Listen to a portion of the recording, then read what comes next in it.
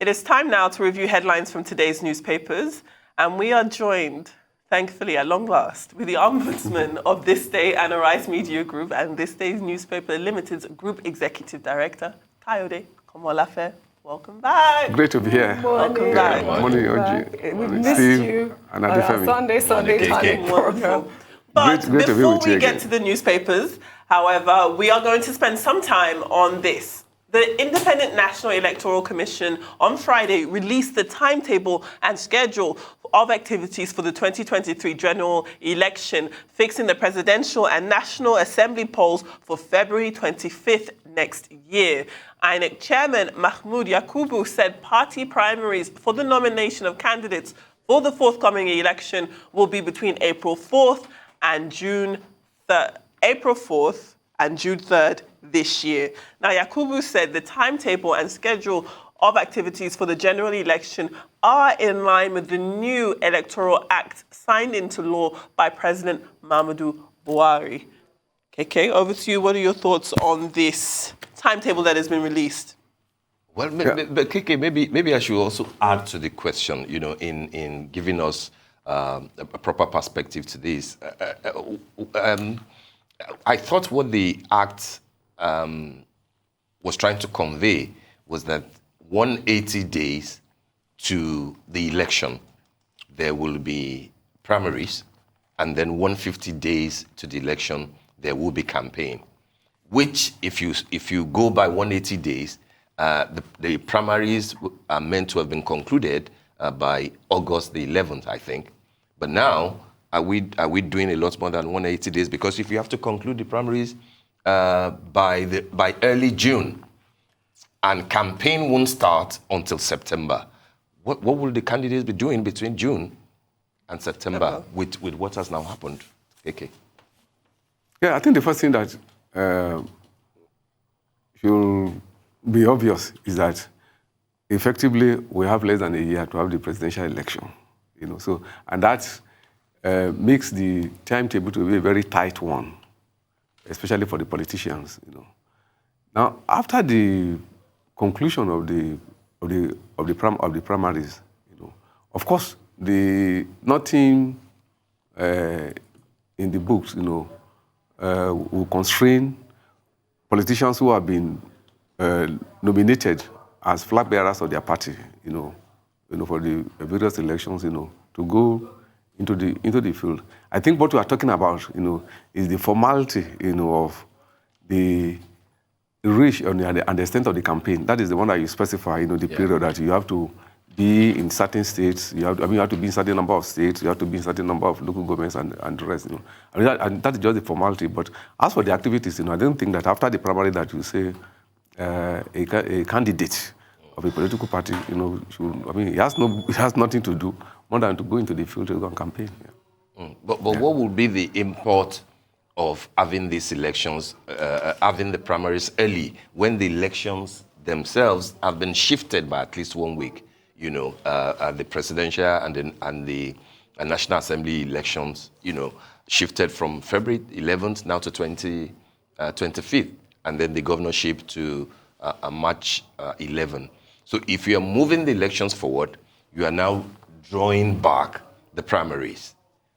Yes, what INEC said is it will give you enough time to resolve all the problems that may arise, after the primaries. But then that has always been part of, the Electoral Act, even though, yes, it's been amended. But what the law says is that you need a certain number of days so that you can go through the resolution processes. So I'm wondering, candidates emerge in June for elections that will happen in February and March. and there's a cap on how much you can spend by the new Electoral Act. How tidy is that? How would that work out for the parties and for the candidates that will emerge? Yes, I see the point of talking about. I think it's both a sweet and bitter story, for the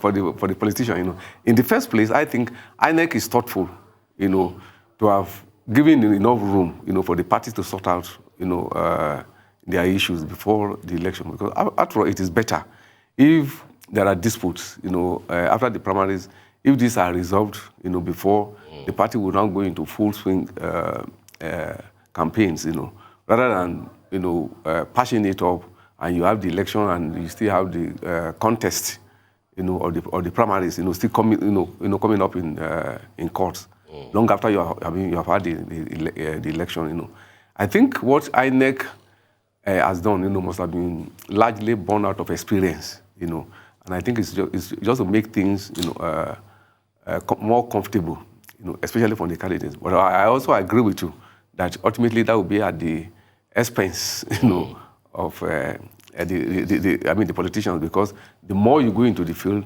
the more expensive, the game becomes eventually. Yeah. That's right. Yeah. And it also means that the parties will now have to double up, in organizing the primaries. The ruling party is still struggling with the convention. If it holds in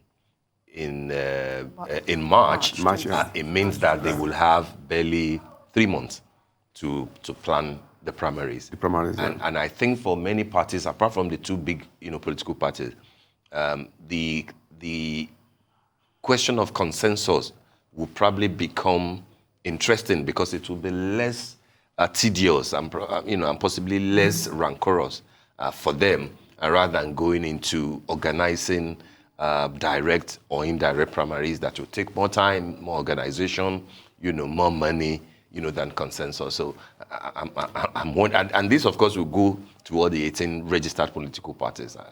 I'm wondering if you think that they can deal with this, this time, the timeline that appears so tight with this new law. Yeah, it is very tight. That's what I'm saying. That for the politicians, they just have to walk, within a very tight schedule.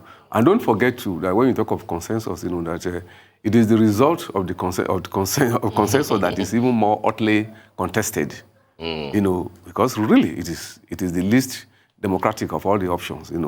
Whether you have consensus, direct primaries or indirect primaries. Because after all, what is consensus? That possibly a man or a few people will sit around the table and determine for the rest of the party. So I'm saying that things might not be as smooth as we are projecting. That even the result of the consensus may also be hotly contested among the parties. Yeah, well, even speaking of that, I think this day is also reporting that there's this allegation that the president had endorsed the former governor of Nasarawa State, Senator Abdullahi Adamu, as a consensus national chairman of the APC. We're not too sure how true that is, but I believe that the APC governors are even further divided with this news. Yeah, I think it is fairly clear that the party will prefer the consensus option, particularly for the convention, and hopefully, if you looking at the body language of the president, and hopefully for the primaries too. But like KK said, will they be acceptable, to everybody vying to pick one position or the other, especially the presidency? That's something that we don't know how it will happen yet. But I think that reading Mr. President's lips, it shows that, in my opinion, that he prefers the consensus option. Right. All right. I think we should proceed to the papers now, and of course we will kickstart it with This Day newspaper, where we have as lead what we've been discussing. Primaries now April 4 to June 3, ahead of presidential poll of February 25, 2023. Pandev, Ohanaeze Ndigbo, Middleburg Forum, hailed Buhari for signing electoral law. And on top of that, federal government moves to evacuate Nigerians trapped in Ukraine to Poland. List 4 borders in Ukraine Nigerians can cross to safety. On the strip, above the masthead, federal government ASU to reconvene for talks on Tuesday, that you'll find on page 10 of This Day on Sunday. And on the window, we have the story, in line with CBN's directive, bank exposed clients with suspicious dollar transactions. Aggregate money supply rises to 44.56 trillion naira. And last but not the least, the story on page 5, which is promoted on cover, says purported endorsement of consensus chairman divides APC governors. which Which was is the what point Oji where was I'm making. referring to. You know, the former governor of Nasarawa was now a senator, and who appears to be the choice of the kitchen cabinet and Mr. President, former Governor Adamu. It defies the party, but I mean, isn't that how they all behave until they now settle down and pick one person and work for that person? It just shows that the party is not yet out of the woods, organizationally speaking, you know. And with the timetable now, that time is not their friend. You know. They don't have the luxury of time, you know, to be able to resolve their internal contradictions.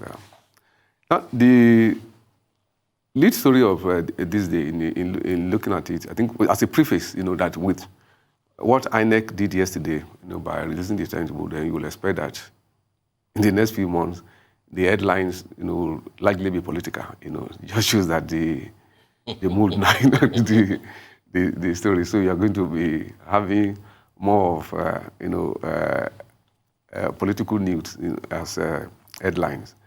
And especially the story of today about the INEC timetable, I think in looking at it, is one could just amplify the very brilliant point that one of your guests earlier made, the gentleman, the youth leader, Mr. Ogbinle, you know. Sure, Yes, you know.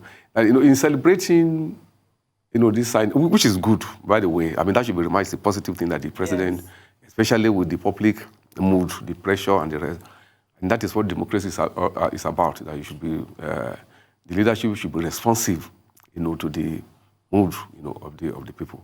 It's a good thing that the president has signed it. But in celebrating that, we should be tempered, you know, because, yes, like the gentleman said, yes, the real issue there, I mean, the real win there is the electronic transfer of the vote. Electronic transfer of what? Electronic transfer of the votes of 30% of registered voters. That in an election in which that is demonstrated that 70% of the electorate are not interested in about the choice, you know. This is a huge democratic deficit, which will also worry us. Unfortunately, unlike electronic voting, unlike other issues, you know, which are largely tackled by the Electoral Amendment Act, those are not issues which you can legislate into existence, you know. I don't think there's any law that you can make to compel people who say they are alienated from the process for reasons which are, you know, well articulated by Nigerians, you know, to get them interested, you know. So that means that the job, really, you know, that is, if you want to deepen democracy, which is what it's all about, the job, it is really huge how they are, you know, to be done. And that is to get majority of Nigerians to be interested in the process. The other issue, too, is, like we've just, in the analysis that we were attempting before coming to the newspaper review, that the state of the parties, that as we have them now, this timetable that INEC has released, you know, you will see that from the response of the party, that the parties are largely not, you know, well organized. You know, they are not as organic as they should be, and these are very, you know, central institutions. You know, I mean, these are institutions that are very central, you know, to democratic development. So those issues, you know, that are still to be tackled in order to deepen democracy, you know, we should still continue to engage the attention of the stakeholders, you know, the civil society, you know, politicians, you know, and the rest. That yes, we may have the Electoral Amendment Act signed, but then, you know, these larger issues, you know, about voter apathy, about the wretched state, you know, of the major political parties, you know, in terms, you know, of organizational preparedness, you know, and also advancing democracy, you know, because that is why we are having now that even in discussing, I could see in discussing, I mean, in making projections towards 2023, like what you have in other places, what you are having is just discussing the personalities and not the issues. And this is very strange because the 2023 election is coming at a point when Nigeria is bedeviled with, you know, a lot of, you know, problems, you know, a lot of problems, you know, the economy, you know, security, you know, even the state of polity, you know, social decay, you know, you have, I mean, because when people discuss the demography, talking about the youth, it is not, the position is not in positive time because this youth, I mean, there is no hope, you know, for a majority. The 15 million children that are out of school, they are part of the youth. You know, the democracy I'm talking about. So these are issues that elsewhere that you will expect that they should be hotly debated. They should be the issues of the elections. So we cannot continue to have elections. Of just in which case we focus on the ethnic origin of the personalities who are contesting, or their religion, or whatever, and not the issues which should be the job that we expect them to do if they are elected. So these are some of the issues that I think are thrown up. Then the other very important issue story on the front page of this day is, of course, the tension in Ukraine. And I think the relevant one to us is the faith of Nigerians. Yes. So I think the federal government should scale up its efforts to ensure that those Nigerians who are there are not stranded, and that they're able to get to safety. It is good that I think about 4 borders have been identified now, for them to get into Poland. But I think there should be further coordination, especially by the embassies, which are near Ukraine. I think that is the most relevant thing to us. Absolutely. So, I think Adefemi, you spoke with one of the students who actually told you recently that he's having a hard time getting into that border to Poland. He can't leave. So he's in Kharkiv, which is in northeast Ukraine, and according to reports today and late yesterday, Kharkiv is facing a higher level of bombardment from Russian troops. So that's going to be a very difficult time. So I think that while we can be happy that the Nigerian presence has ramped up at borders, the issue is how Nigerians can get there, because there's still many of them trapped because of land borders, definitely air ones, in getting across the borders into Poland or Romania, wherever the case may be. So it is quite a serious situation for many Nigerians still trapped inside Ukraine. Very sad. Absolutely. Our thoughts should be with them, Absolutely. It's a very difficult situation for them. Absolutely. On the cover of this day's Star, we have the Minister of Transportation. We have Rotimi Amechi. And the headline reads, "A kingmaker who wants to be king." Now, we've got Chelsea. I recognize that tagline. Yeah. The kingmaker one. You know the kingmaker we're talking about. But in this case, I think it is this day style that has described him as the kingmaker. Oh, okay, good. But in the other case, the kingmaker actually addressed himself as the kingmaker. Does he address himself, or he is a kingmaker? He did say that he would like to. There's nothing wrong in a kingmaker becoming a king. What are you guys talking about? No other than Asiwaju Bola Ahmed Tinubu. Well, would you look at that? Well, Chelsea Wabogo and Funke Babs Gufeji sat down with Rotimi Amechi and asked him many questions, specifically about his time currently at the helm of the Transportation Ministry, and talking about other types of infrastructures on the way. They did ask him that question about whether or not he wants to be president. And, well, he said that this is not the time to ask those questions or answer them. But you can read, and he goes on to talk about a bit more as it pertains to the presidency. It's an interesting read, so I would implore you to pick up a copy of This Day Style and have a listen and a read of that interview, rather. Yeah, and over and above all, I think congratulations will be in order to Dana Mana. And you should also note that this is an honor done to Minister Amechi in the hometown of the president. So if that bears any significance. Daily Trust? Let's quickly go to Daily Trust, the lead story. Nigeria loses as Russia-Ukraine war escalates global oil prices. I guess the question on every Nigerian is, why is Nigeria losing at this time? I don't know if you can help us answer that, KK. Oil theft. Then, hold on. Adefemi. I said it all. Apologies. Another story there. Despite court orders, military fails to reinstate sacked officers. We can find that on page 5 and 6. Another story that caught my attention. In northern Nigeria's Islamia schools, pedophiles lock around. I mean, so sad, really, these types of stories that come from the north, and these young children that are just trying to just live a normal life. I guess we can find that story on page 17, 18, and 19. And we're not going to stop talking about the amount of days our school children are held in captivity. The Bethel Baptist High School, Kajuma, 239 days. Over to you, KK. Yeah.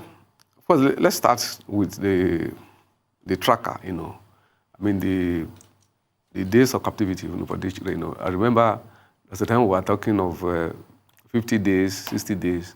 Now we are talking of over 200 days, I think we should not be tired of pointing out that this is a challenge to the Nigerian state.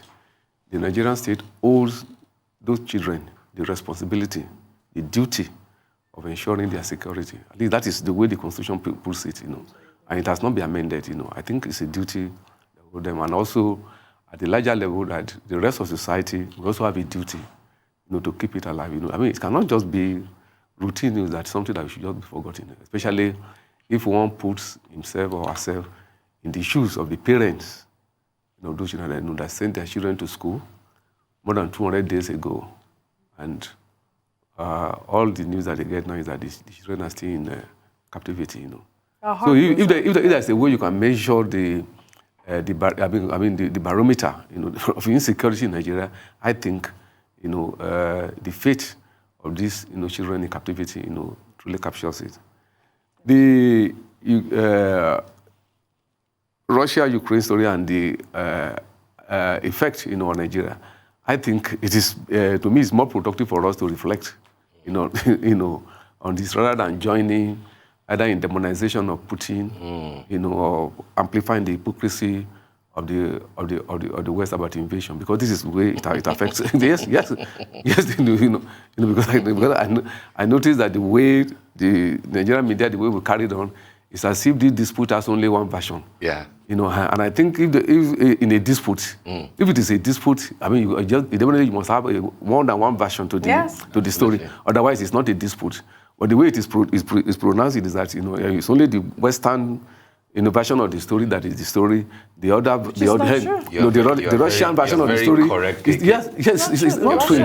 Yes, So which is just a continuation of the neo-colonial holds, I've been socio-political, thinking. But like I said, the relevant thing to us is the effect, and I think it's tragic, like Lily Truss has put it, that now that you are even hike in oil price, we should have something positive out of the crisis, but we are not benefiting because we are also importing fuel, So whatever, like Adefemi said, whatever is left, from the oil theft that we're able to sell, perhaps it not even be enough to pay, for the importation of fuel. It's very sad. So I think this is really a tragic thing, very sad. For us to have. Unfortunately, KK, I would have loved us to look at the gun booms in Lagos in Vanguard as NDLE arrest suspected female drug baron, 5 killed. I'm interested in the approach that NDLE is taking, which is similar to what EFCC was using in just bombarding people's homes, people's hotels, looking for drug barons, etc. But we do not have time, hopefully, but I think that this is something that the media in general should speak to. Yes. NDLE has been recording successes, but then don't spoil it with the sort of Gestapo there should be rules of engagement. Absolutely. Yeah, I agree with you. Absolutely. Thank you so much, KK. Thank you. Great to be here. Thank you so much. Always a pleasure to have you here. Thank you very much. Thank you.